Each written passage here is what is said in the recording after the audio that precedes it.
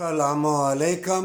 सबसे पहला नंबर खाने पीने वाली केमिकल स्प्रे वाली चीज़ें, फूड, सब्जियां, दूध, दही, खाने पीने वाली चीज़ें जब मिलावट वाली और ऐसी ऐसी जहरीली चीज़ें खाओगे, चाहे सोने के महल में हो, चाहे बड़ी बड़ी बिल्डिंगों के ऊपर बैठे हो, चाहे करोड़पति अरबपति हो, क्या तुम्हें फ़ायदा देगी? अस्पताल तभी तो बड़े हुए हैं। क्या उस दिन में अल्लाह की याद आएगी? क्या लोगों का माल छीन के बड़ी बड़ी गाड़ियाँ प्लाजे बना के फिर मिलेगी भी चीज़ें तुम्हें हराम और केमिकल वाली? चाहे यूनिवर्सिटी हो, चाहे बड़े बड़े गवर्नमेंट के अदारे नौकरी वाले हों, चाहे प्राइवेट हो, क्या वहाँ बदकारी और नशेबाजी नहीं होगी?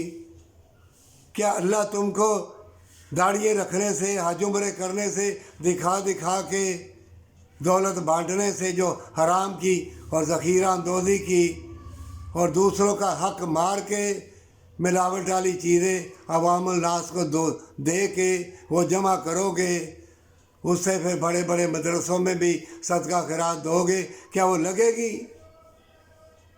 क्या वो इंसान बनेंगे?